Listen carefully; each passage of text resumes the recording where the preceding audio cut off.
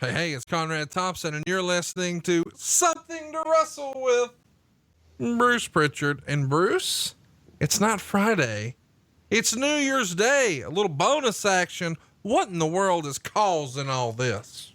His Happy New Year, by God. It's just another day in paradise, dog.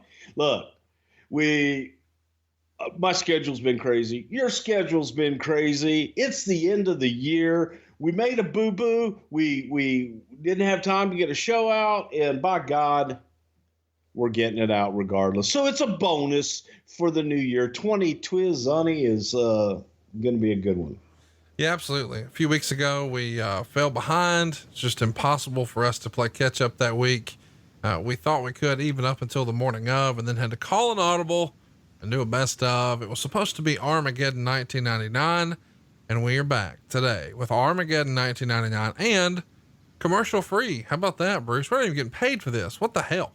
Oh, well, shit. Okay. So Armageddon, my favorite was, the main event. That was a good stuff. Yeah. The main event. And that was it, man. It was a main you know event. You know how I spend my days, Conrad? How do you spend your days?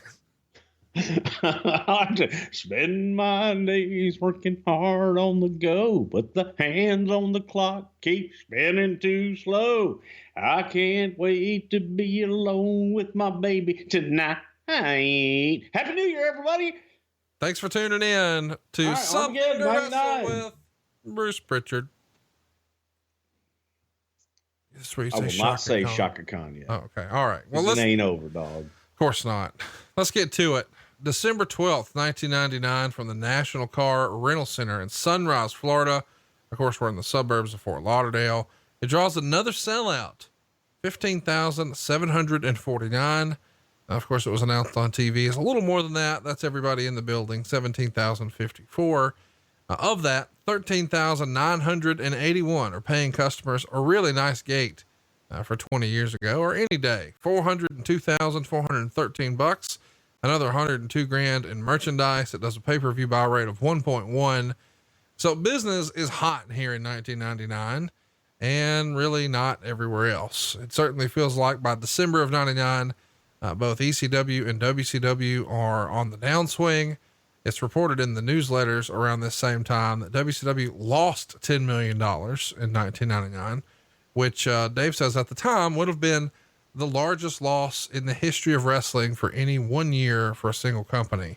That is not the case here with the World Wrestling Federation. We're coming off the Survivor Series where we saw Big Show crowned as the new world champion. And by the way, Stone Cold Steve Austin, since he's bald and has a goatee, guess what? Got to hit that fucker with a car, man. You got it. And that really was to just cover up his neck surgery.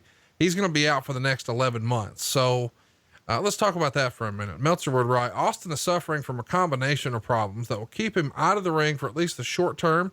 In the last few weeks, he has wrestled, and he was alarmed that he was both suffering from tingling and numbness in his arms, fingers, and shoulders.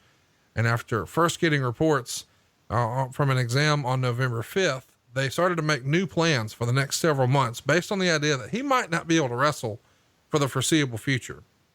Allegedly, the main storyline had Austin and Rock as key players. No surprise there, but that plan is obviously going to change. Originally we would have built towards a WrestleMania showdown, with Austin as a heel champ defending and I guess possibly the perception was he would lose the title to the babyface Rock and give Rock the much needed push to make him the new top star. But when these results come in, it's made apparent, we got to do something now. So the plans include a quick attempt to push Big Show back to the main event level and more emphasis of the Vince McMahon character on television. Meltzer would say that the tests, including an MRI, came in showing that Austin is suffering from stenosis, a narrowing of the spinal column, which has now started to squeeze the spinal cord. It's a similar condition that the wide receiver of the Dallas Cowboys, who's very famous in this era, Michael Irvin, was suffering. And Meltzer would say there's a possibility he was born with this problem, but it gets more serious because of all the bumps that he's taken, of course. And he's also had some recurring disc problems. We know about those. They've been well documented going back to the Owen Hart episode of 1997 in the SummerSlam. But still, this is not great. He's going to do some tests on November 19th where they shoot dye into the spine to get a more complete look of what is or isn't damaged. And he's going to not only see his own doctor in San Antonio, but get a different opinion from Dr. Torg in Philadelphia, who is the leading neck specialist. So you guys, you know, the golden goose is hurt here again. And it sounds like a similar problem. The stack of dimes, as they say. Chat me up. Yeah. What were you guys thinking here? Dude, man, it was a bad time. It was, unfortunately, during this period, it felt like, you know, if it weren't for bad luck, Steve would have no luck at all. And he was going through and trying to work through a lot of the pain and the symptoms, thinking that, okay, man, you know, if I work through it, and Steve's one of those guys that is not always going to tell you everything that's going on with him. But when he started getting the tingling and Steve started having the symptoms more frequently than not, it worried him, and it worried us, because you could tell there was just something off a little bit in the way that Steve was working, whether he was a little bit more careful in the ring and the way that he moved in the ring. So for Steve to step up and say, hey, raise his hand and say something in the first place, you know, it's got to be hurting him really bad. And Steve's a proud guy. He just doesn't, you don't want to let himself down. He doesn't want to let other people down. So yeah, this was a shitty time, because we're looking at it going, we can't make plans with him until we know exactly what the situation is. And there were just still at this point, so many questions that were left unanswered. And we should mention, this is, way more serious than we can probably accurately explain, but Austin is still doing interviews saying, nah, I feel pretty good.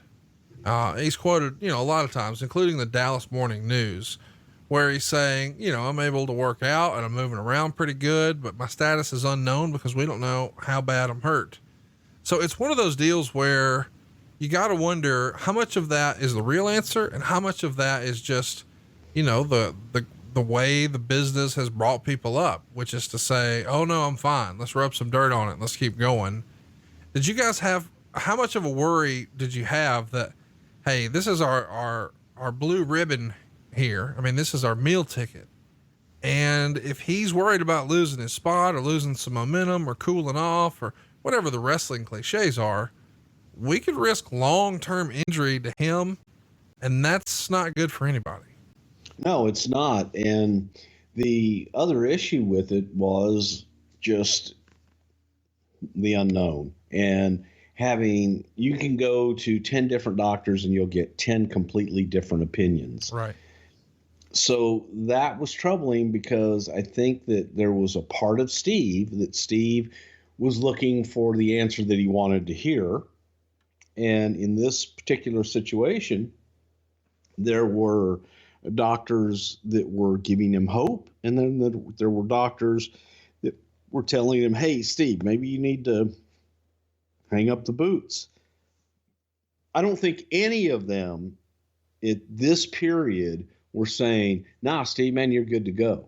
And I think that's what Steve was looking for. But he also hung on to that glimmer of hope that you can work through this, man. This will be all right. And whether it's a minor surgery or we do some rehab here, we'll work our way through it. And I think that's what Steve and everybody else was hoping for. But at the same time, we're looking at the long term and the health of him overall, because if he's not healthy or something happens to him that he's paralyzed, that's not good for anybody, obviously.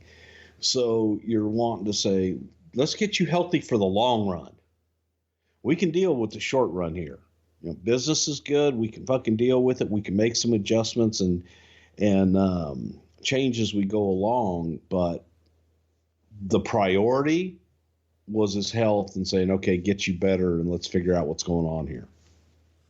Let's talk briefly about what the creative could have been here. Allegedly, the plan at Survivor Series was for Triple H to get the win. There would have been some sort of interference or a weapon used, and basically a schmoz where The Rock costs Austin the title at the No Mercy show. And now we're just going to sort of do the same thing here where somebody sidesteps and this time Austin hits Rock or something like that. But then it's written that maybe the next plan would have been Austin finally beats Helmsley for the title at Royal Rumble, and that sets up Rock and Austin. Do you think as we head into 2000, that's the direction you guys were going to head? The title switch would have happened at Royal Rumble. Austin would have finally beat Hunter, and then, you know, Rock and Austin at WrestleMania in 2000. I think the natural was Rock and Austin probably at that point, because it was really so easy. And the two biggest stars in the world were Rock and Austin at the time. So to build to that only made sense. It was also during a period of time where, as a company and looking at WrestleMania and how WrestleMania had been delivered for so many years, where you had, whether it be celebrities or just outside involvement, this was a time that Vince was looking at the company going, we're the stars. And we're going to make WrestleMania all about us and all about the company. And that became the focus. Now, it's gone back and forth both ways in between now and then. But at this point, 99, I think that our stardom, the WWE talent and stories and everything else was bigger than anything from the outside that we could bring in. Let's talk a little bit about, you know, where we are with this surgery. It comes out that he's got a combination of a bone spur in his neck, a spinal disc protrusion in the mid neck region. We've talked about how the narrowing of the spine makes this all more complicated. The actual surgery he's going to have means portions of his C3 and C4 discs in his neck will be removed, along with the bone spur, in order to decompress the spinal cord, relieve the pressure, and widen the spinal canal in that area. And then they're going to do a bone graft from his pelvis and use it to fuse the two discs together. This is fucking unbelievable when you think about that, especially when on the other side you say he should live a relatively pain-free life moving forward. Good Lord, this seems like this is invasive, complicated, risky, all the bad words you don't want when you're thinking about surgery with your top guy. Well, and when you're talking about neck surgery as well, because there are so many variables there. And if you go a fraction the wrong way, it's all over. So you throw all of those things and you have every worst case scenario that you can possibly think of. That's, well, by God, you've got them all here in a nutshell. And it sucked. I mean, it really sucked, because you were at a point where you're damned if you do and damned if you don't, but you just got to make sure that he's okay for all the right reasons. Let's keep it moving here. Let's talk a little bit about some other folks. Meltzer would say, as things pertain to Mick Foley's future, the plan seems to be to ease up his schedule. There was at least talk of doing a retirement announcement and maybe a retirement tour, but that was nixed. I was given the indication that he himself didn't want to announce a retirement and then doing angles to come out of retirement like everyone else in wrestling has done. Or maybe when the suggestion was brought up, others thought it wouldn't be a good idea with all the dishonest retirements in wrestling. So right now the decision is that no retirement announcement will be made. The plan is to keep him as a major television character in some sort of a regular role, and then a few times a year, probably leading the major shows, he'll shoot an angle and do a match, similar to how the WWF has booked folks like Pat Patterson and Bruno Sammartino towards the end of their careers. What were your conversations like with Mick in this era? I think everybody remembers he became a legend at the King of the Ring show in 1998. That was about 18 months prior to this. Is he openly having conversations about, I don't know how much longer I can do this? Or is the office coming to him saying, you know, you don't have to do all this. We'll find a spot for you on TV and keep you on the payroll, but let's maybe think about not wrestling. My recollection was it came from Mick, and Mick was looking at slowing down, and Mick was, you know, he had done his book and very successful with that, but it was also a point of, every day getting up was a little bit more difficult. And I have to chuckle because Mick did have that feeling. Mick only wanted to retire one time. Right. And when he was done, he was done. And because I believe even I made the comment to Mick about his retirement going, yeah, well, by God, we'll have the Terry Funk come out of retirement tour number 23. And I said, you've got at least 18 in you, Mick. And he just, no, man. I just, if I'm going to call it quits, man, I really want to just call it quits.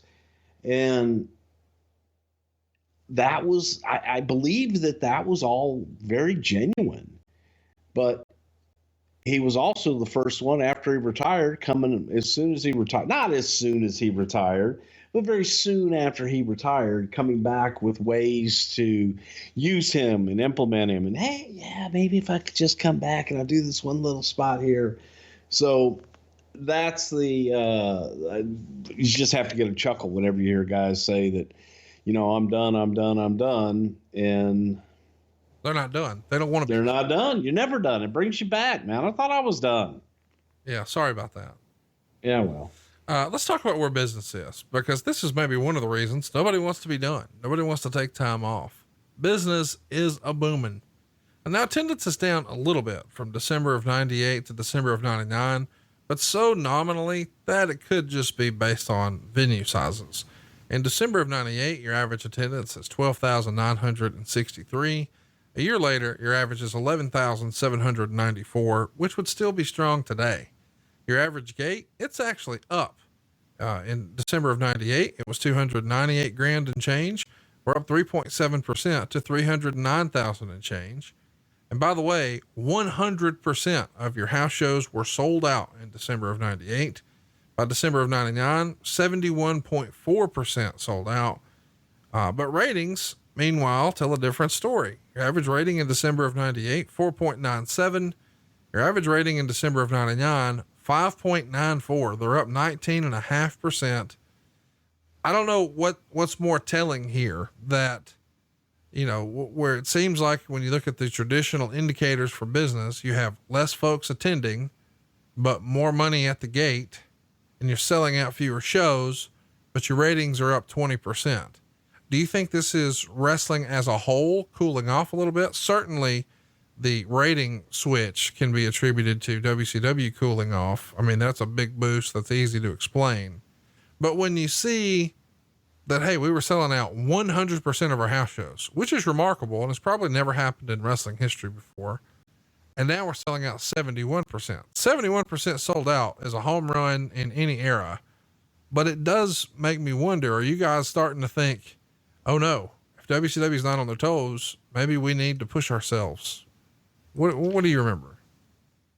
Without a doubt, from the standpoint of competition, looking at WCW and anybody else that was going to be out there, just say, shit, when you have competition and you have strong competition, it gets everybody off of their toes and it makes you want to compete. It makes you want to overcome, if you will. And that ceased to exist with WCW by this point, because their ratings, their business, everything had gone into the toilet, and it didn't have any, there wasn't any big hope on the other side of it. Right. So you're looking at it going, well, they might have this, and it just wasn't there. So I think there was a little bit of, okay, let's ride the wave and keep going. I still don't think at this point, even though there were rumblings, I don't think even here that people were thinking, oh, they're going out of business. Right. Just thought, this is a lull. This is, downtime, and everything will come back. Well, and it was the beginning of the end. But it didn't happen for you guys that way. You guys hit a lull and then you came back. So it's probably natural that everyone would think, oh, well, they're just going to do what we did. They'll regroup and come up with some big idea, and that'll pull the nose up. Yes, and you know everybody that has the argument that the wrestling business is cyclical. Yes and no. I think it is, but it's also based on what you have to present to the audience and what you have as far as Maybe you're something creative. people want to see. Maybe your creative is cyclical. I mean, that's the reality, right? It could be. You know, I think that there are times that yes, that happens, and that it definitely fucking happens. Let's talk about one of the other things that I've been looking forward to seeing is the way we're going to address the content of the show, because it does feel like in different eras, you know, I don't know that it's been called this internally, but fans have decided that we're now in the PG era, but we're definitely knee deep in the attitude era here.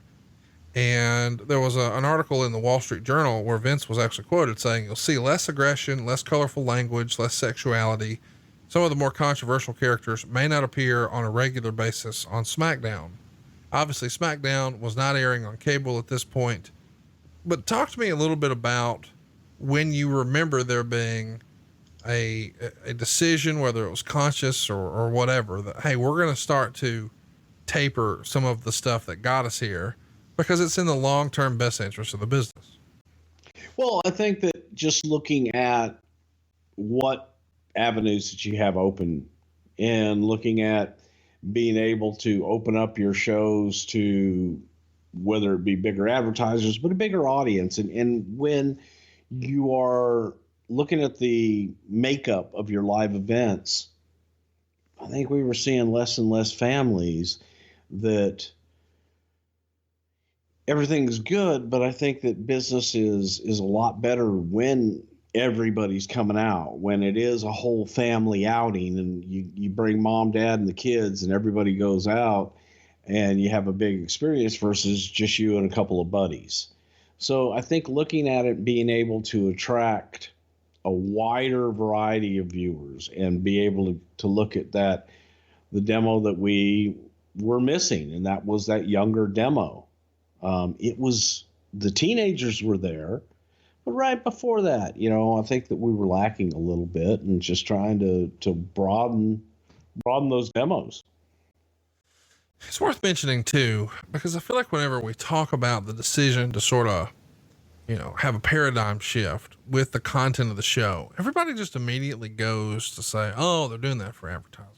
But realistically, you've also got to consider the other income streams. You know, for instance, if a movie studio makes an Avengers movie, or they make a Shrek or whatever, some sort of animated version, well, they can then go and license lots of toys, lots of lunchboxes, lots of backpacks, lots of pajamas. They can probably broker a deal with a fast food restaurant and get the little toys and all the Happy Meals or whatever the case may be. And the WWF, when I was a kid, man, they were on everything. And, you know, they were on not just action figures, but wrestling buddies. And here's the thing. If you're only catering to the adult demo, the male, you know, 25-year-old, he ain't buying wrestling buddies. He ain't going to get the Happy Meals. You need those other revenue streams to really get you to the next level, which has been proven out in the movie industry, right? Absolutely. It's been proven out in any successful entertainment industry. And there's a show, and you and I have talked about this off air on Netflix, about the toys that made us, or the toys of our childhood.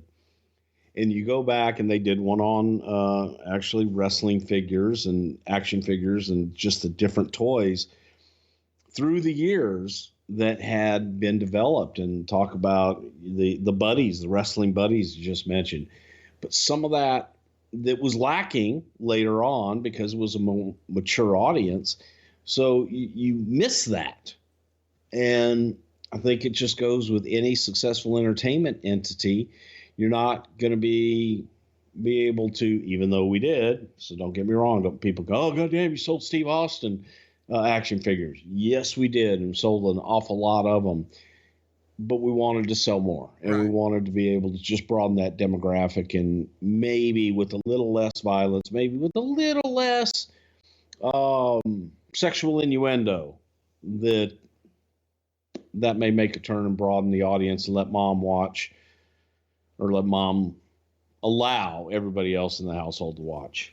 I do think it's fascinating because we've heard over the years that, like the number one selling t-shirt in wrestling was Austin 316. It beat the Hulkamania shirt. And I don't have any source to back this up, but I bet there were more Hulk Hogan action figures sold than Stone Cold Steve Austin action figures. And I got to think that's based on just who the audience was at the time. Adults buy more t-shirts than they do toys. You know what I mean? This is true. And probably if you were going to go from, the period of time to when they hit and, apples to apples, I think piece-wise that the Austin 316 shirts definitely would have beaten the Hulkamania shirts. And I think that probably the Hulk LJN, because they were the only game in town. Right. And they were the first. So it was so big, so fast that, I bet you that in the period of time, longevity-wise, I don't know, because of the collectors, and that's become a whole completely different market with the collectors out there, which, God, if, you only knew then what you know now, would have been a whole different world. This change happens very abruptly. I mean, clearly there is a new edict pushed down. We're going to have more clothes on the hose. That's a real thing. And, we're going to bleep some words and some promos. I think Triple H had like slut and whore, which probably never belonged on a wrestling show anyway, bleeped out. And then Road Dogg had his catchphrase. He would make some slight alterations to that. He wouldn't say shiznit or doggy style. He would say poo poo and doggy chow.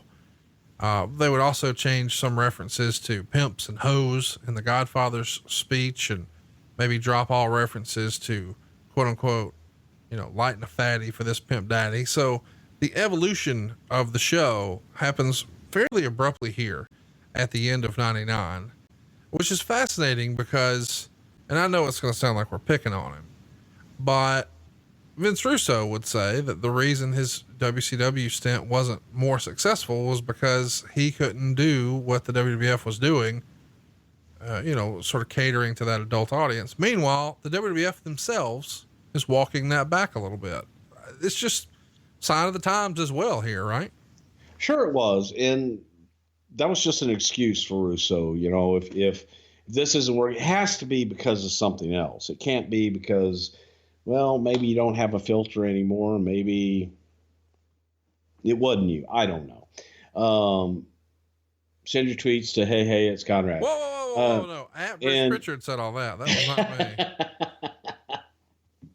But, that's just facts though. And we were looking at, okay, maybe we need to rein it in a little bit, and just, you're looking at broader audiences, and the broader your audience, the more opportunity that there is for everything.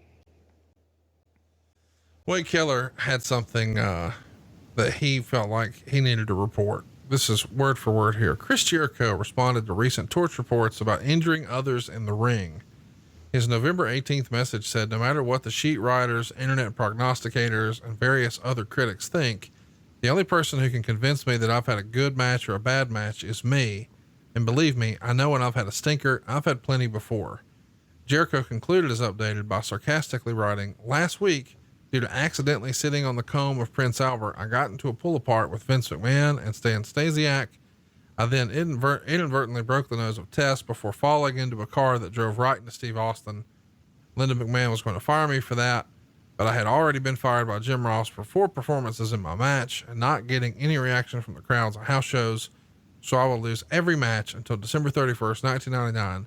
And after that time, I'll return to WCW to become a tag team with the returning Kendall Windham as the new Conquistadors." So of course, Jericho is under fire here in his, as he winds down his first year in the WWF. And I guess he was getting a reputation for injuring others in the ring, at least in the newsletters. Do you think that he was earning such a reputation backstage, or is this just newsletter guys doing what they do? And also too, do you think he made the right call addressing it? Well, there's only so much a lot of times that you can take. from ill-informed and people that can just write whatever they want under the auspices of I have a source, and they don't have to divulge their source. They don't have to actually back anything up that they say with facts. And they could just say whatever they want to, and then they're deemed experts by some. So I think there's a frustration in that with every performer. And when they do say things like, oh, well, this guy's dangerous, this guy, everybody hates him, it takes a life of its own on. So there are those that you got to take it with a grain of salt. And then there's also that point where you say, you know what, fuck you, you little piece of shit, never fucking done anything in your life to actually ever do business in this business that you like to pick apart.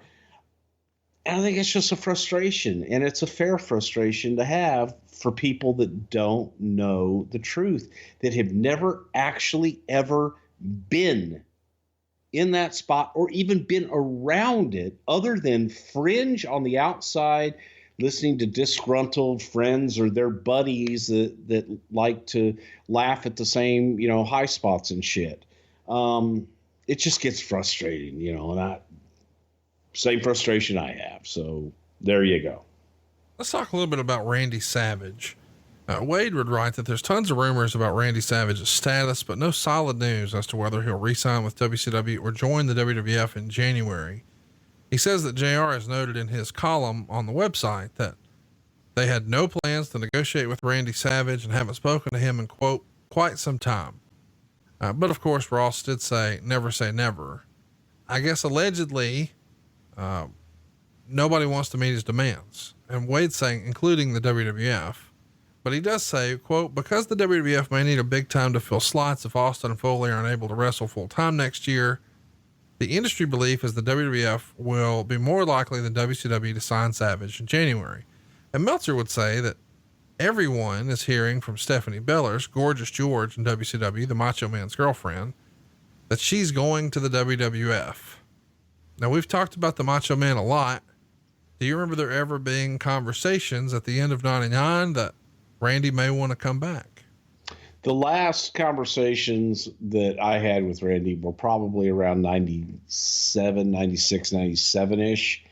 And I was involved in those conversations and those dealings. During this time, from our vantage point, there wasn't really any interest in Randy, but there were rumblings out there. And I know that his girlfriend, Gorgeous George, was floating out and testing the waters with her agent, and I guess Randy's agent, one and the same, just seeing who would be interested. And it was a lead to us that, hey, Gorgeous George is available. Is there any interest on this side? And by the way, would there be any interest in Randy Savage? And to my knowledge, I know from my vantage point when it was brought in anything I was involved with, there just wasn't any interest at that point for Randy. They thought that kind of it was too much. We'd have to pay way too much for him basically to get Gorgeous George that nobody really knew one way or another. What's that value really? What was George worth? And beautiful young lady, but I don't know at that point what else that she had ever done. And asking a lot of money. So there was agents floating things out. And I think the agents were probably feeding all this to the dirt sheets and to the press and to anybody that would listen to try and boost their price up. Oh my God, everybody wants Randy. Everybody wants Gorgeous George. It wasn't that big of a deal. What about Ric Flair? I ask because Meltzer would say there's also clearly WWF interest right now in Ric Flair. And that just sort of jumps off the page of me that in late 99, there's interest in Flair. I think there's always going to be, when I say this, I think there was always interest in Rick for the long term. And what I mean by that is the role of Babe Ruth and that role right. of the guy that you could put in pretty much any situation, the best dressed man in the business. I always like to tell him because the son of a bitch looks, this pisses me off. Flair can walk into what's a steakhouse we don't Roost Chris in basically workout shorts and a t-shirt and look better than most of the guys that are sitting in there in three-piece suits. He just looks good in clothes. He always looks presentable in first class. So I say all that to say that, yes, there was talk at that point even of if Rick was looking for something, that maybe Rick could come in and be that ambassador for the WWE. And everybody respected Rick and liked Rick. So Rick was always floating, hey, my deal's coming up. Anybody out there want me? Can I get a better deal? And Rick also was under contract to WCW and AOL Time Warner. So I think it was mainly just talk. Let's keep it moving here. I know you're going to have fun with this. This is word for word from the Torch.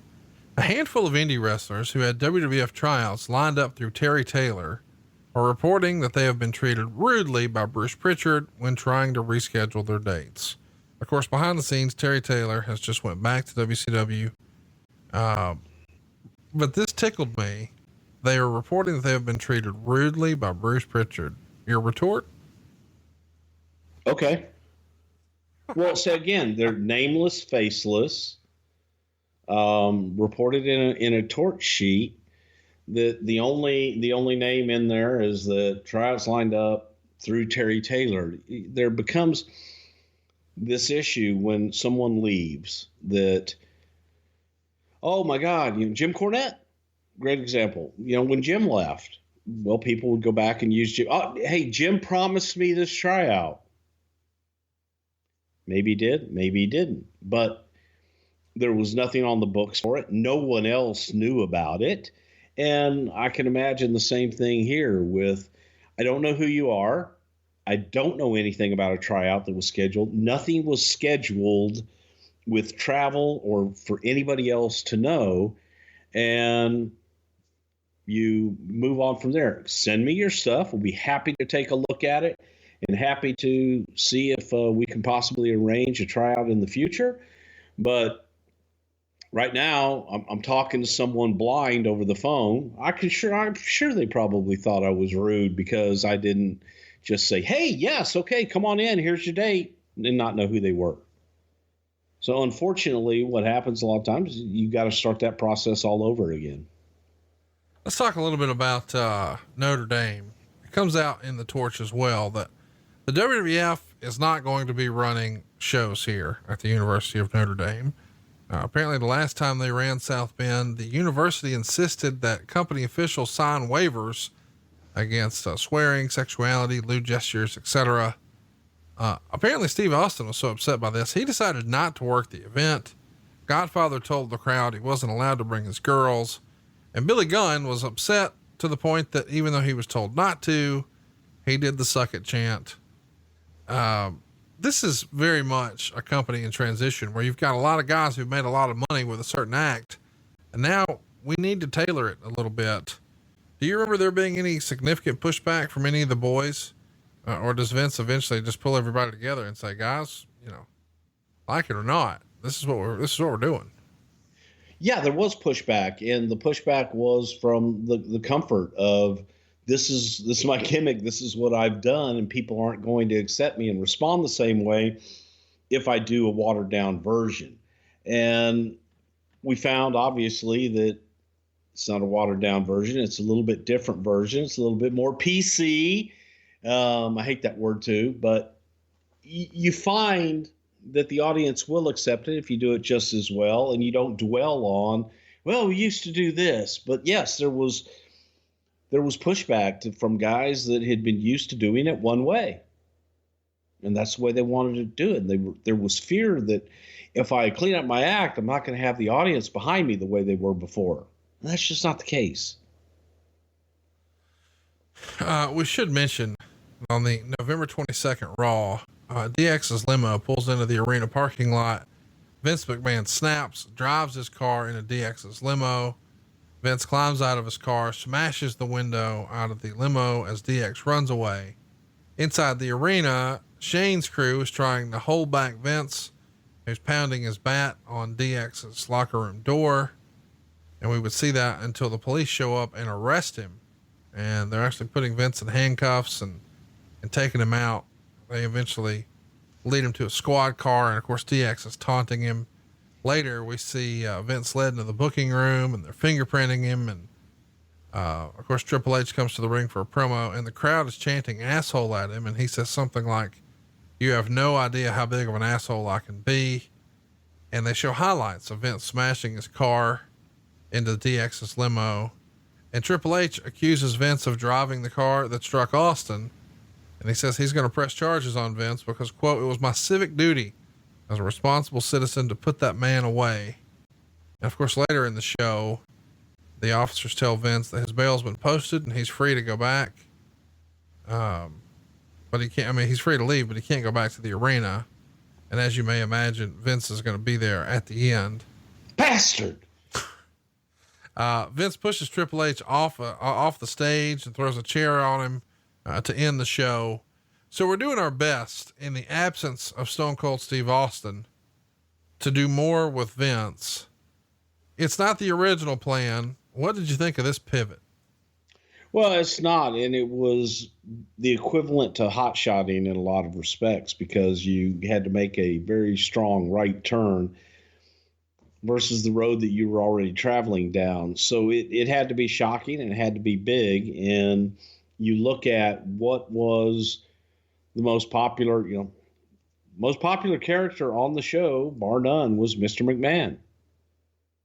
So you've got Steve Austin, you've got The Rock, and then you've got Vince. Well, who's going to be there that you know of?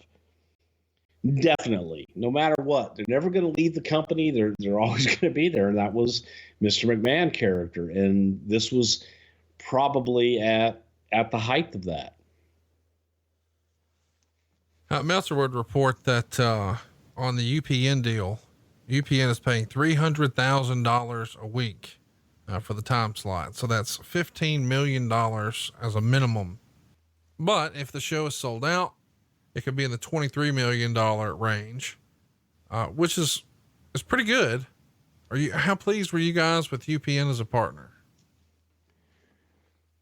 Like any, new partnership, they were absolutely wonderful. And it was, you had been with USA for so long. And I think that there was a time with USA Network, especially during this time, where we had made some changes and different things, but where you kind of are taken for granted a little bit. And now there's a bidding war going on out there for different shows.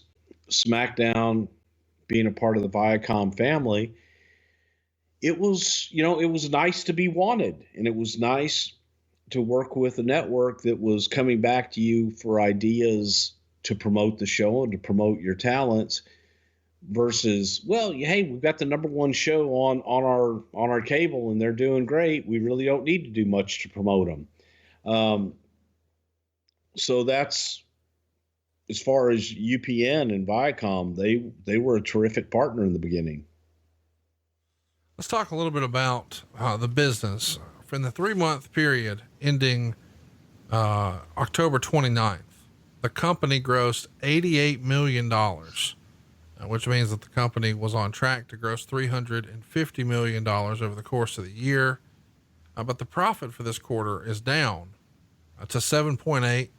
It was 12.2 the same quarter a year prior, but the overall revenue is way up this year. So the year prior, you had a $12 million profit on a $53 million gross. This year, you've got a $7.8 million profit on an $88 million gross. It's always fascinating to me when you examine as a business grows, as the company is here, man, that overhead goes with it. So the profit, even though it looks like you're making a lot more money, that's not always the case, right, Bruce? Well, it is, but also at the same time, there are one-time costs, there are taxes, everything comes in, and you may have to write it off on one quarter where the next quarter looks, holy shit, oh my God, profits are off the charts now. It just depends on where a lot of those expenses are taken out and when they are actually claimed. So is with anything, you kind of got to be in it for the long haul and look at it, not just for a year, not just for 2 years, but several years on down the line. And when you look at the business from what it was, holy shit, just 10 years previously at this point, it was an amazing journey. And you take it to a publicly traded company and what it was worth in 1999, and then, to a multi-billion-dollar company. It's scary, but I always look back and, like ratings and everything else, man, you'll have a low and then you'll have a great high, and the lower the lows, the higher the highs sometimes. But you got to take everything into consideration. And this just may have been a point where a lot of things were written down on that quarter that they had to take out. Well, let's talk about something that was not taken out. The November 29th Raw, pretty famous episode here. This is the episode where Test and Stephanie were supposed to get married. DX would come to the ring and Triple H would explain how Vince has made this situation personal, and he's threatening to beat McMahon within an inch of his life at Armageddon. And he also says there's not going to be a wedding tonight. And of course that brings out Vince, who says there's nothing I won't do to protect my family. And he promised that he would have Triple H's blood on his hands at Armageddon. And as a gift, he gave Test a match with Triple H. Of course, Test is going to be his son-in-law at the end of the night. And he says no one would be involved in the wedding but family, and that he would fire anyone who interfered. And we also see a scene from the previous night's Las Vegas bachelorette party for Stephanie McMahon. Of course, Mae Young and the fabulous Moolah are there wishing the bride well. And we also see Carlos the electrician entertain the ladies before Mae and Moolah take him away. And then we see a guy bring in champagne to Stephanie, which I guess in storyline, this fellow was in cahoots with Triple H, and maybe he put something in her drink. And later in the show, we would see Test beat Triple H, and Vince was wearing a Vince McMahon mask, and he's the referee, and he's totally favoring Triple H.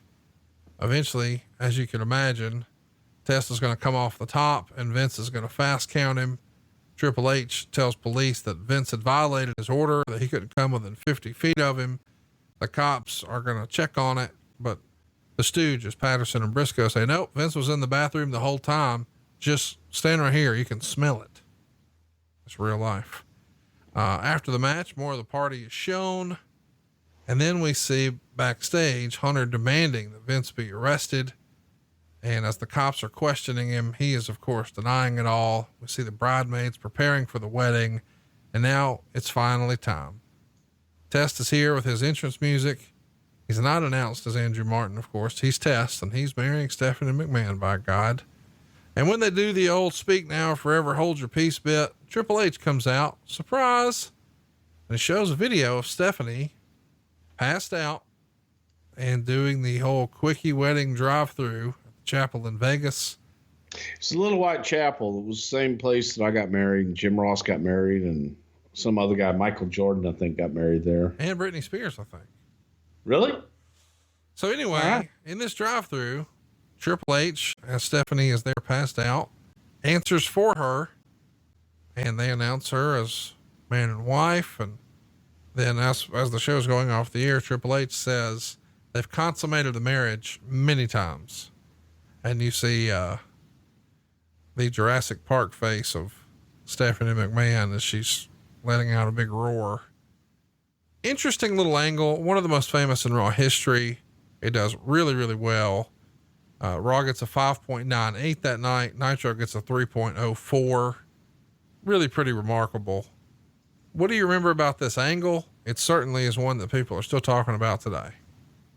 Well, I think it was the swerve that no one saw coming with Triple H and Stephanie. So I think that from that vantage point, it worked out great. And Little White Chapel was, I think it started out almost is that rib, is that joke, is, oh, goddamn, have just go through the drive-through wedding. And it's like, okay, that's cool. Jim Ross and I both highly recommended it because it's where we got married, and it just became a thing. But I thought it was pulled off beautifully. Especially from the standpoint of the shock factor. No one saw it coming ahead of time. No one knew that we'd gone out to Vegas to go out and do that shit. And to that degree, it worked very well. No, it definitely did. And people are still talking about it. So clearly you guys were on to something. Let me ask, what's your favorite wedding angle in wrestling history? Do you have one? Yeah, actually, I have a couple, and that was Eric Bischoff on SmackDown Chuck with Billy and Chuck. Yep. Because it was just, again, no one saw that one coming, and it was completely out of the blue. There was that, and then I also loved the one with Kane coming up through the ring with Lita.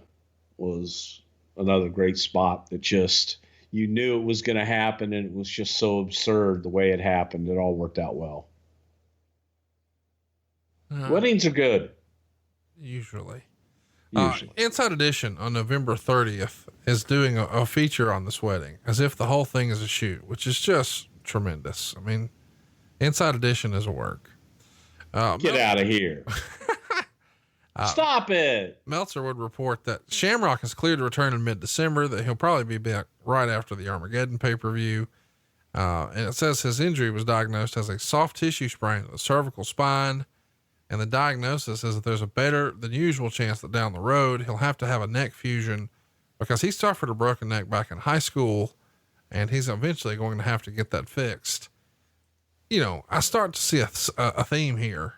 When you see all of these guys popping up with neck injuries, this has to be the reason that eventually you guys say, okay, no more of this move, no more of that move, right? Yeah, we had already gotten to the point of there were no more pile drivers, and those were out. I remember the one exception, or actually there were two exceptions. The Undertaker's tombstone on certain people, and Mick Foley's version of the pile driver. And I remember Taker going to Vince and saying, the way Mick does it, it's so safe, and it's you know, those two were about the only ones that were allowed to do anything resembling dropping somebody on their head that way. Even though for the most part, most of the time, pile driver can be safe, executed the correct way. I'd let Jerry Lawler do it. I'd let Taker do it. I'd probably let Mick Foley do it. Beyond that, I don't know that there are that many people I would let drop me on my head. So yes, definitely re-examine it because the injuries were kind of starting to stockpile. Let's talk about a big name that is, I guess I should mention, even though it's predicted that Shamrock's going to come back, he doesn't wind up coming back. Instead, he returns to MMA. Why does his run come to an end? Was it more of him just thinking there's more money in that at the time? Did he have issues with someone in the front office with WWE? Anything like that you can remember? No, Ken wanted to fight. Ken felt he had so many money-making years left in the fight game. And if he didn't go then, I think there was, I don't want to say doubt, because there was never any doubt with Ken. Ken just wanted to fight. Ken enjoys fighting. He would have been roughly 35. So that would have probably been his prime earning years there. Right. And he just looked at, if he didn't do it then, that it may have gotten to the point where he was maybe a little too old to go back to that type of training and go back into it at that time. So it was his decision. Do you think at that point he had peaked in the WWF? I mean, do you think that you guys could have done more with him? Would it have looked any differently had he stuck around? I do think there was something left with Ken. I really do. I think Ken was an extraordinary talent. But at the same time, when you have someone that feels that they could do more outside of your venue, you got to let them go. No, I get that. Now let's talk about somebody who doesn't want to let go. They're excited to jump in with both feet. It's fitness model Trish Stratus. Dave Meltzer would report she was backstage at the Mayhem pay-per-view and worked on the Law internet radio show. And, she's just signed a 3-year developmental deal with the idea that she'd be an in-ring wrestler. And she had a provision that no nudity would be involved. Apparently she had turned down some big offers for magazines and fitness modeling gigs based on the fact that she didn't want any nudity. But she has been on a lot of magazine covers. You know, the Canadian-based Muscle Mag International featured her very prominently this same month. And Terry Taylor, I guess, had been talking to her about trying to come over to WCW. And supposedly Raven had found her and been trying to get her to come to ECW. But it winds up where she works out with Ron Hutchinson in Toronto and winds up getting the gig here with the WWF. Obviously, she goes on to be one of the most important women in WWE history. What can you tell us about early Trish Stratus? Well, back in the day, Trish was a fitness model, and Trish was a very big name in the fitness world. So in Toronto and in Canada, she was probably the biggest name as far as fitness models go. So Trish worked out a lot. Trish loved the wrestling business. She worked out at the same places that the boys worked out in Toronto. She became friendly with people in the business, and it was what she wanted to do. She had a strong desire. She had gone through Carl DeMarco, who was the head of the WWE in Canada. I talked to Trish on several different occasions, and Carl, had made the big push. So there were a lot of people that talked to Trish, from Ron Simmons, Billy Gunn, Steve, just different guys that knew her from Toronto. And Carl DeMarco used to bring her around just to be around the business and see if it's something that she really wanted. And Trish was one of those that, good God, you talk about driven. She had tunnel vision. And Trish saw herself in a certain way, and whatever it was she had to do to get there, she was willing to do it. She was not afraid of hard work, and she put it in to get to where, she eventually got as one of the top female athletes ever. So hats off to her. She busted her ass to get in the business because everybody thought, she's a model. Right. They left out the fitness part of that. She's a model. Beautiful young lady that you think, is she gonna get in the ring and break a nail and cry? No, she got in the ring and busted her ass with everybody and proved that she was tough and she was willing to put the hard work in to do what she had to do. Let's keep it rolling here and talk about a meeting you had with the president of Dream Stage Entertainment. It says this meeting happened on November 30th in Anaheim, and then a second meeting on December 1st. It's you and Victor Quinones. And the basics of the meeting is to set up a formal proposal with financial terms to promote a major WWF show at the Tokyo Dome, which probably wouldn't happen until the end of 2000. And apparently you guys were requesting a $1.3 million guarantee, that according to Dave Meltzer. And there was at least talk of a special on the Fuji network, which is one of Japan's major networks, and would give them equal or better television coverage than even All Japan and New Japan had at the time. Talk to me a little bit about what you remember about meeting with the president of Dream Stage Entertainment. It's kind of like, every other meeting that we had with folks that had grandiose ideas of work with us, and we're the only ones that can get you into the Tokyo Dome. We're the only ones that can promise you these huge gates and what have you. And what they all boiled down to was, great, you can talk great. What's the deal? Well, we'll go in and we'll get half, but we'll get you in the dome. And this is where people, they look at Japan and they hear a very, in my opinion, tainted view of the Japanese wrestling market. One of the strongest wrestling markets anywhere in the world. And I'm not going to take that away from them. However, the way that they've done business in the past and at this time in the business was not what was represented by your friends in the dirt sheet world.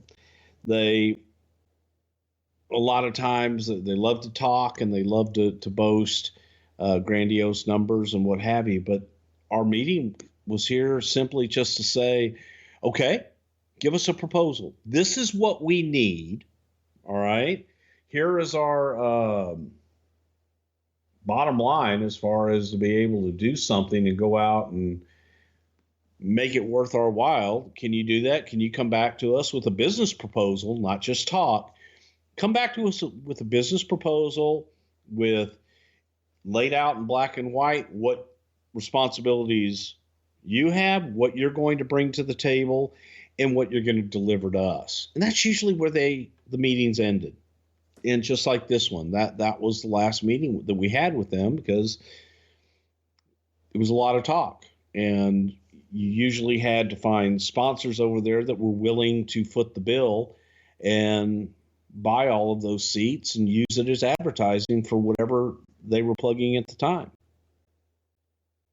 So it was a different model than what we were used to everywhere else in the world. Well, I hate to even bring this up, but Dave Meltzer wrote, Shawn Stasiak was fired at the December 6 tapings in Worcester, Mass by Jim Ross in front of everyone. Apparently Stasiak has secretly kept a tape recorder in his bag and would tape while he was gone to hear what people were saying behind his back, and was also allegedly tape recording locker room and road conversations and had gotten caught. The issue had been addressed and appeared to have blown over, but McMahon made the decision on December 6th to fire him. There was some concern among the wrestlers of what he had allegedly recorded and when he started doing so, since nobody really knew. Since Wrestling with Shadows, that secret taping in the dressing room isn't something the company looks fondly on. So to give a little context here, in the Wrestling with Shadows documentary, Bret Hart was wearing a quote unquote wire. Really, it's just a microphone for the documentary he was shooting. And he had a private conversation, or so Vince thought, with Vince McMahon. And then later they used that audio, provided the closed captioning on the movie. So things that were being said backstage aired on the big screen, and then on DVD and VHS, and then on cable. Clearly the WWF doesn't want that to happen. And right or wrong, this is the rap that's what Shawn was doing. I think Shawn would disagree. Of course, I think most everybody listening to this, I think we've touched on it before, knows that he's gone on to have pretty great success as a chiropractor, and he looks to be in better shape than ever, but not always a big fan of what we say of him here on the show. What do you remember of this firing and the way it was done? The very public firing seems unusual. Yeah, I don't know how true that is. I don't remember a public firing in front of everyone. Doesn't seem like JR's style. I don't know. Maybe he could answer that better than I could, because I sure as hell wasn't there for a public firing. I remember the incidents. I remember the feeling from a lot of the boys that they were uncomfortable, feeling that private conversations would be recorded or anything like that. Whether Shawn did it or didn't do it, only he knows that. And not me. But I could really care less about Shawn Stasiak as far as, that time frame or anything else. All righty. Let's get to Armageddon 1999. While we're really here, finally, over an hour in, let's talk about the pay-per-view. Now we get started with a 8-team battle royal to earn a tag shot at the Royal Rumble pay-per-view. It goes about 11 minutes. The Acolytes get the big win. They do an opening here with the Main Street Posse, where they would get a member thrown over and then a third guy would replace them and they would continue. Pretty funny stuff here. You watched this one for the first time in a long time. What'd you think? Yeah. It was what it was, and it got a lot of guys involved, and it just kind of was what it was. Wasn't pretty and brutal in some spots, to say the least. But I do have to admit the stuff with the posse, almost Freebirdish rules, if you will, was a little bit fun. Should mention the Hardys are the last to be eliminated acolytes here really coming into their own. It only gets a 1 star. These matches are always sort of a mess. Meltzer would say the finish was good, but most of the match with typical bad battle royal stuff, wasting a lot of good talent in the process. But to your point, got a lot of folks on the show, got a lot of guys paydays. So something's better than nothing. Yeah, it was kind of a space taker. Next up, we get Kurt Angle. He's interviewed by Lillian Garcia in the back, and he's confused why the fans are always booing him. Of course, he's our Olympic hero. And then he has the task of taking on Steve Blackman. Kurt gets the win in 6 minutes and 56 seconds. And Meltzer would say Angle came out to no reaction. He even missed a moonsault. Technically, this was a good match, but the crowd chanting boring, whether it was because they're encouraged to by Angle's gimmick or because they didn't want to see these two, wasn't apparent.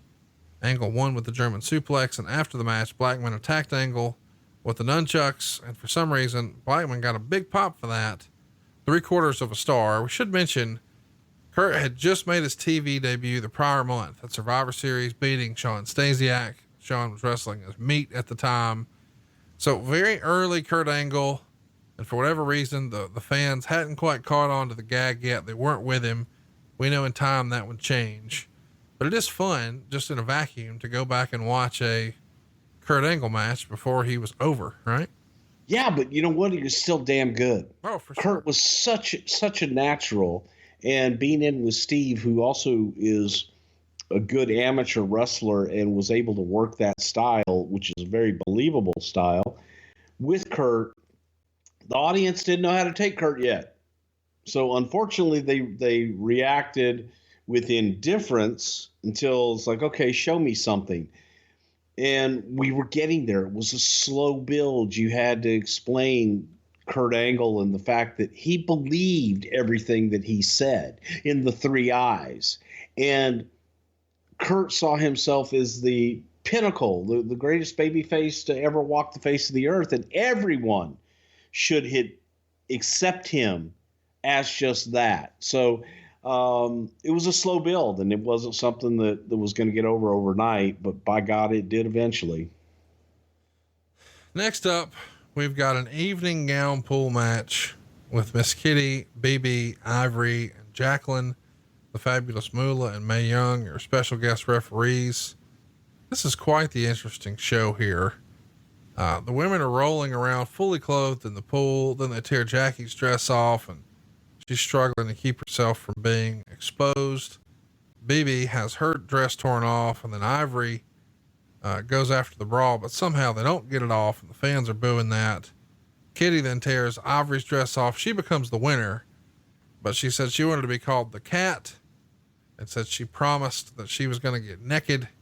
So she strips herself, including taking off her bra to reveal her bare breasts. Sergeant Slaughter arrives with a waiting towel. And then for humor purposes, Mae Young strips off her dress and threatens to go further, but Slaughter puts the towel on her as well. This doesn't age well, but this was pretty funny stuff at the time. But let's talk about the Cat exposing herself for real. What's up with that? Oh, Jesus Christ. I mean, amateur hour, unfortunately. On the one hand, you're trying to get everybody to back it down and, hey guys, we can't say this and we can't do that. And then on the other hand, we got a girl letting them fly. Yeah, well, she wasn't supposed to let them fly. So the idea is Sarge gets there and then give the illusion of letting them fly, where no one gets to see. I got you. And she jumped the gun. But she was, fair to say, she was a bit of an exhibitionist at the time and into that. I think you could say that was fair to say. Next up, this is an interesting match. Bob and Crash Holly take on Rikishi and Viscera. This feels like, I don't know, a fever dream. 4 minutes, 23 seconds. Meltzer would call it an awful match. It gets -1 star. I don't know, man. It was ugly. Meltzer says after the match, Fatu and Viscera brawled, if that's what you'd call what they were doing. It would have been much better to have them all turn on Rikishi together, to allow Too Cool to make the save and have them dance at the end, because quite frankly, the only reason fans pop for Fatu is the ending dance. Not the best match on the show, and just a weird pairing. God damn, it was fucking awful. Just, yeah, it sucked. And uncomfortable to just go back and watch because how long was it? 4.5 minutes? It was too long. It was too long. Yeah, it was, steal a quote from somebody else, it was bowl and shoe ugly.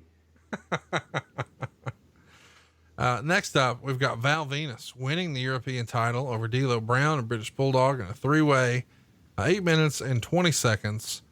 Meltzer gave it -0.5 star, saying the Bulldog was way off during this match and there was lots of badly timed spots. Again, not their best look. You hadn't seen this one in a long time. I know you're a big fan of Val Venus. Everybody was a Bulldog fan. D'Lo Brown, one of the maybe forgotten heroes of wrestling, especially in this era. But this just didn't click. Is it because of the players, or is it just, it's a 3-way and that's what they're all like? Individually, all three of them, excellent talents and very, very good, but no chemistry here.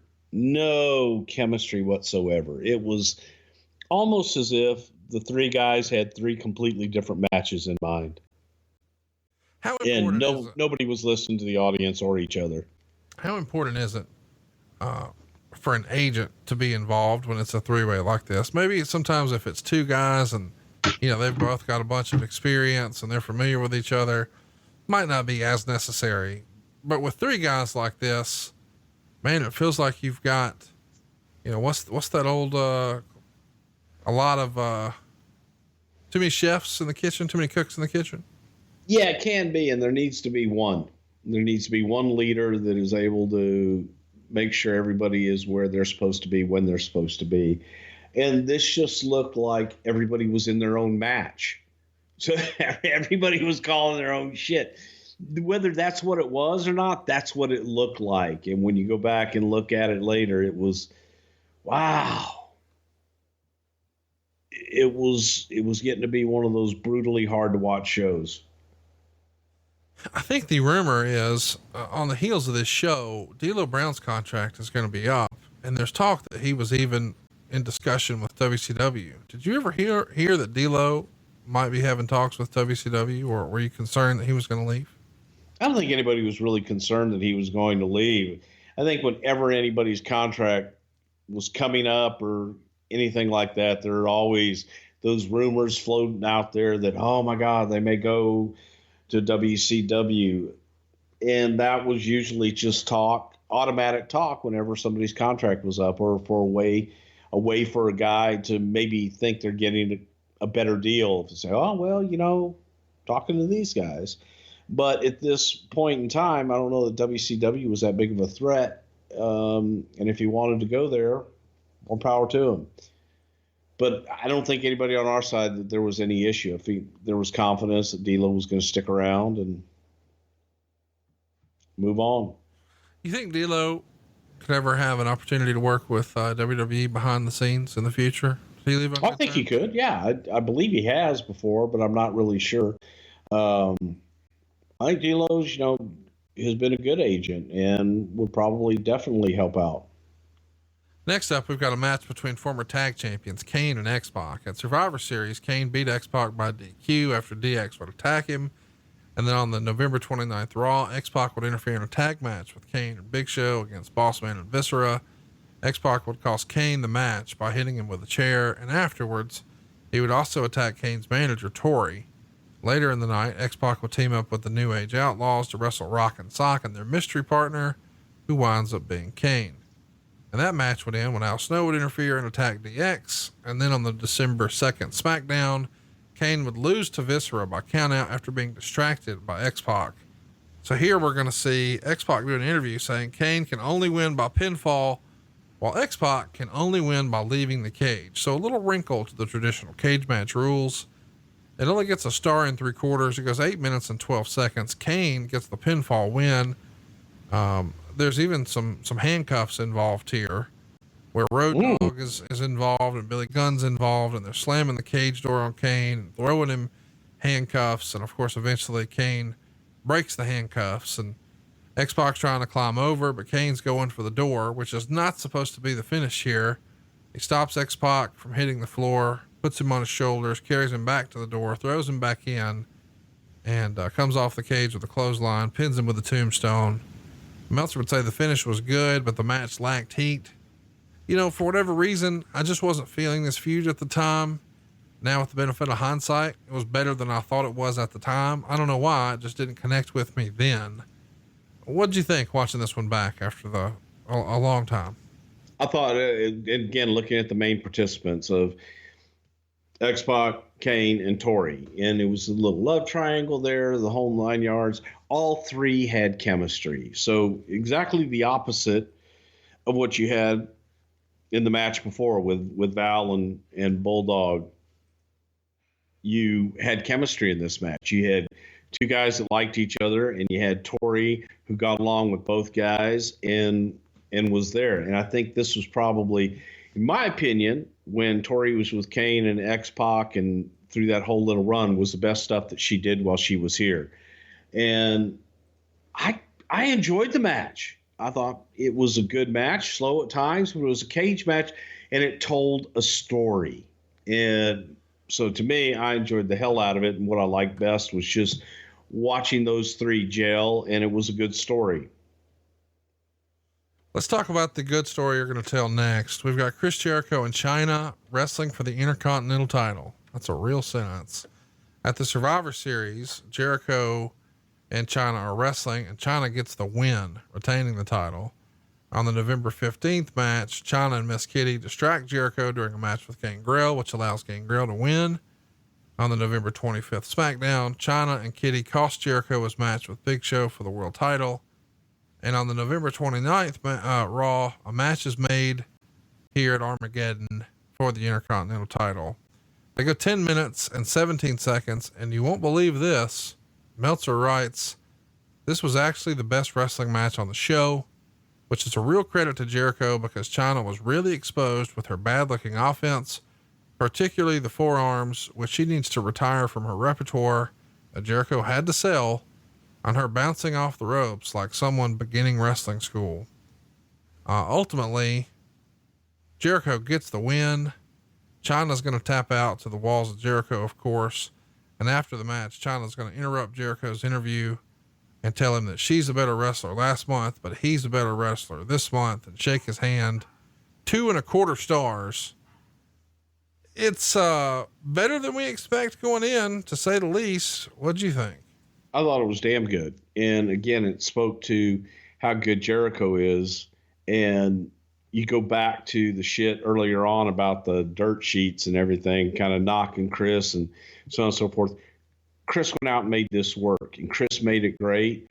I think that people kind of looked at it as, oh my God, Chris Jericho's being punished. Chris Jericho looked at it as, here's an opportunity to shine, and use that opportunity to go out and take what some people thought, you can't work with Chyna, you can't get anything out of her. And Jericho did. He did get something out of Chyna, and it was a fun match with a fun story. Again, it all made sense. I saw somebody not too terribly long ago, say something like, our job in the WWE is very easy. All we're expected to do is be in the best shape of our life, have a good attitude, and be ready. As long as we can do that, we'll be here for a long time. And it seems like in times like these, even though maybe the booking wasn't exactly what he would have hoped for up to this point, Jericho is adhering to that, and it's working out. Do you think that's solid advice for anybody in the company or anybody trying to make their spot in the company? Absolutely. And Jericho's a good example of that. Eddie Guerrero was another one where, and again, I hate to keep pointing at Chyna, but people thought that, oh God, they're putting Eddie with Chyna. And Eddie and Chyna made that work and took what some people thought was a negative and made it a positive and told a great story there as well. So it's what you do with the opportunities and the time that you have. And that's up to the talent themselves. Make it work and make it the very best that you can make it, and make it better than it's written. If you're that good, yes, you can do that. And that's what the top guys have always done, from Austin and Taker and Rock and Hulk and all the way down the line. They've always taken what was given to them, made it better, and you take it from there. Next up, we've got a tag title match. Let's tell you how we got here. On the November 22nd Raw, Rock was scheduled to wrestle Big Bossman and Prince Albert in a tag match with a partner of his choosing. He chose the audience to be his partner, which made it a handicap match. And then Mankind winds up coming out to help him and reunite the team. And they defeat Bossman and Albert. On the November 23rd Raw, Rock and Sock would defeat the Hollies, and they become the number one contender for the tag titles here at Armageddon, which brings us to this match. They're going to be challenging the New Age Outlaws, and Rock and Mankind get the win. 16 minutes and 28 seconds. Meltzer would say it's a decent match, but a weak finish. And he says the fans were incredibly hot for Rock, as they always are. There is a fun moment here where the Rock pulls Billy Gunn's shirt over his head and pounced on him. Interesting back and forth here. Of course, eventually Mankind's going to hot tag Rock. He uses the rock bottom on Gunn. And then when Snow interferes for the DQ, Mankind and Snow brawl after the match, and Rock uses the rock bottom on both Al Snow and Road Dogg. Dave is down on the Al Snow run in. In hindsight, do you think they should have put the tag straps on him here? No, I don't. And the only reason I say that is, first of all, New Age Outlaws were red hot, and with where we were going with Rock, you didn't want to saddle him with the tag team championships here. And Mick wanted to do something with Al Snow. So again, trying to utilize all the talent that you have there and put them in the right positions. This was an opportunity for Al Snow to step up and Mick to do something different, and you don't hurt Rock on the way, and you keep your New Age Outlaws good. So I enjoyed it. I thought it was pretty damn good. I forgot about the Al Snow shit until we got into it, and it was fun. Next up is our world title match at the Survivor Series. Big Show defeated Bossman and his team of Prince Albert, Viscera, and Midian in a 4-on-1 elimination match. And then later that night, Big Show would replace an injured Stone Cold in a triple threat match for the world title against Triple H and The Rock. Big Show ultimately pins Triple H to win the title. And then on November 15th on Raw, Bossman becomes the number one contender when he defeated The Rock in a hardcore match. So believe it or not, here in 1999, Big Bossman's getting a title shot on pay-per-view. Yeah. It goes 3 minutes and 11 seconds before Big Show gets the win. Meltzer would say, Show's wearing gym shorts and a t-shirt in the ring really takes away from the impact of his size. Working next to the deceptively huge Prince Albert certainly doesn't help either. Show chokeslammed Albert through the Spanish announcer table, and the crowd started loud, boring chants just 2 minutes into the match. Show immediately goes to the finish with a choke slam. Quarter star. This was fucking horrible too. We should mention that this whole thing is the payoff for the Big Boss Man and the whole "your daddy's dead" and the whole thing through. We've talked about that 1,000 times, but through the cemetery and blah blah blah. Meltzer would write, the Big Show cancer angle was originally conceived by Terry Taylor, and the idea was to rebuild him back to a top level star, which he'd fallen from. The planned conclusion was nothing like it turned out. The idea was that the father would die and be cremated, and after the funeral, Undertaker would go to his house and steal the urn with the ashes and pour them down the toilet and flush it to build to an Undertaker show headline program. Did you ever hear of this alternate ending of ha ha ha, your daddy's dead storyline? Can't say that I did. Yeah, it sounds like the shits. Yeah. Let's get to our main event. Triple H and Vince McMahon, as we've mentioned, with Austin out, we're going to call an audible, and who better to give the hot tag to than Vince McMahon? We know how we got here, sort of laid the groundwork. It's a no holds barred match. And on the December 6th Raw, Triple H suggests a stipulation that if Vince wins the match, Triple H and Stephanie's marriage would be annulled.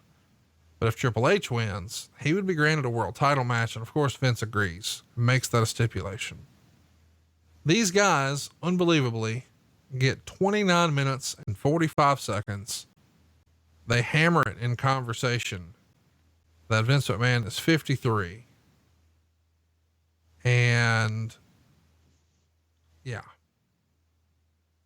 this match has everything in it. crutches, punches, garbage cans, guardrails, ladders, a gas can, lots of blood, a pipe, a sledgehammer. What didn't they use? The kitchen sink, everything else is here. Well, you needed that. You needed that because, Vince isn't going to be able to go out there and give you a great wrestling match. So he needed all the gaga around him to, again, camouflage and make the best out of it. I think it was probably a little too long. However, I thought the match was a fun match and a great finish with the turn of Stephanie and all that shit that I don't think anybody saw coming. Yeah, let's talk about that just for a minute. Helmsley gets a pipe. By the way, Vince is pouring blood. Helmsley's used a gas can and put Vince's bloody face right in front of Stephanie. Then he picks up a pipe, puts the pipe down and grabs a sledgehammer. McMahon gives him a low blow. It hits Helmsley with the pipe. And then he picks up the sledgehammer and Stephanie jumps in.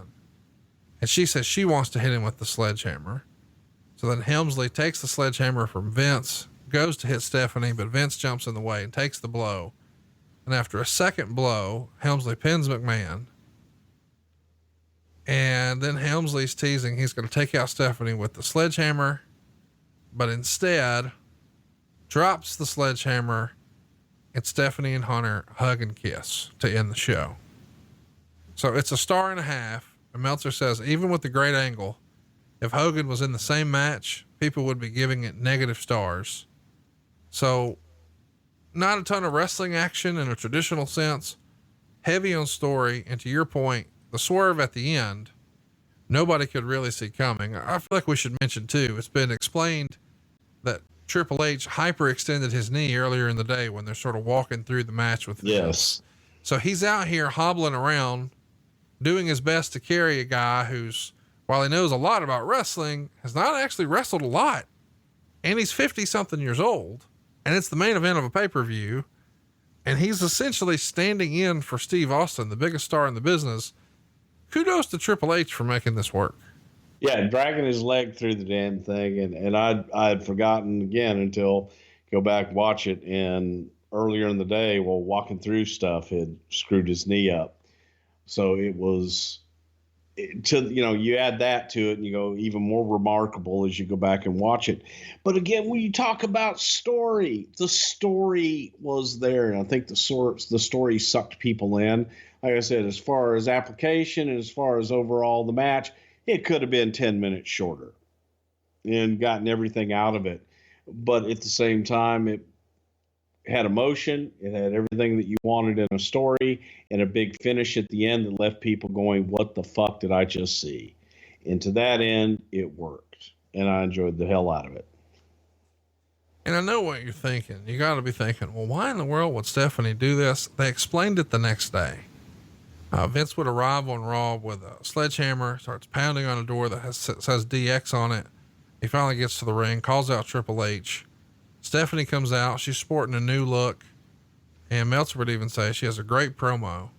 And the gist is she's basically saying Vince used her to get at Austin, and she was waiting for a year to get back at him. And that Triple H, her husband, was the only one who stood up to Vince and kept outsmarting him. Of course, the fans are chanting slut at her because that's where we are in wrestling. And then Triple H comes out. Vince and Shane leave the arena, leaving Triple H and Stephanie in charge of the show. And as you might imagine, we've got the Outlaws wrestling Triple H and Test later. Test works the whole match and Stephanie's cheering for him. And despite all of this, we see Triple H turn on Test. They all beat him up. Stephanie's slapping him around. Triple H leaves him with a bunch of chair shots. And this essentially is the beginning of the McMahon Helmsley era with them being in charge of the shows. There's huge posters put on either side of the Titantron, of Triple H and Stephanie. And this does a monster rating, a 6.1. Nitro falls all the way to a 2.8. Really remarkable, especially when you consider that Monday Night Football is airing here. And it's getting a 13.2. So usually Monday Night Football spells disaster for wrestling. Not here. it's even higher. So this is a storyline that even though fans look back at it and say, "Oh, I didn't like that," they were digging it here. Yeah, they were. And it was the beginning of the McMahon Helmsley era. And it was something that was different. And, for whatever reason, people dug it and they were into it. So it made sense. Believe it or not, it was logical. It was a logical soap opera fucking story. And to that end, I look at it and go back and think, it took us for the next, basically, several years with those characters. And I look at the whole show overall, top to bottom, wasn't the best show in the world, but it had some high spots to it. Like, again, I go back to the Jericho-Chyna match. I enjoyed that, and I enjoyed Vince and Triple H. So, yeah, there was some good, but there was a lot of stinky in there, too. You can't go, hey, that was a great fucking show. It was an okay show. What did you think about Stephanie's performance here? It does feel like, she's way ahead of the curve. She's always been a great television performer. I don't think we really knew that until right here. This is when we really get to see how good of a television character she's capable of being. I mean, a natural heel. Yes, she is. And she was able to go out and pull that off. There were doubters. And I think that the doubt that Stephanie felt in some people, that it's like, okay, she's young. She's never done this before. This is all new. I think she used every bit of that to pull off that performance that she did and become the performer she became. How did she feel about, being put on TV? Was she comfortable with being on TV and playing this character, or is it something that Vince had to coax out of her? No, I think she was comfortable once she got into it. In the beginning, I think there was a little bit of you're new to it, and there's a bit of just jitters, if you will. That when someone has never been on camera before, there's a little bit of jitters. And you didn't get that with Stephanie. And especially at this time where it's a new character, it's a completely different character than what she had been accustomed to playing on our television show. And it's like, she's either going to pull it off or it's going to fail miserably. And she pulled it off. She went out there. Her job was be a evil, disgusting bitch. And she was able to go out there and she went from a couple weeks before that being the sympathetic baby face to being the most hated in a matter of weeks. That's good. That says a lot about a character. Well, you've gone to being one of the most hated, but it didn't take a few weeks. It took a long time, but you totally redeemed yourself with Armageddon 1999. Little bonus action for you here. Happy New Year, everyone. Appreciate you hanging in with us for another successful year of Something to Wrestle. 2019, perhaps the most interesting year in the history of our show. Certainly for Bruce Prichard. Coming up this Friday, we got the Sheiky Baby coming your way. We'll talk about the Iron Sheik. If you've got a question, there's still a chance to ask that question. Fire it off on Twitter. Just look for @Prichard Show. We'll be back with you next week for New Year's Revolution 2005 on the 17th. Look forward to Royal Rumble 1990. On the 24th, it's all about the Royal Rumble from 1995. And then on the 31st, we're going to revisit the Radicals. And I think that's going to be one of our best shows we've ever done. We appreciate your support here. Hope you hit the subscribe button. Hope you tell a friend. And if you think we've earned it, leave us a 5-star review and do us a big favor. Go subscribe to our YouTube channel. We're starting to put more and more stuff up over there. Lots of different clips and full shows. And we would love to have you hit the subscribe button there as well. Until next time, he is Bruce Prichard. I am Conrad Thompson, and we are out of time. We'll see you this Friday, just a couple days from now, for more Something to Wrestle with Bruce Prichard. Happy New Year and Shaka Khan. Even that other fucking guy I always talk about.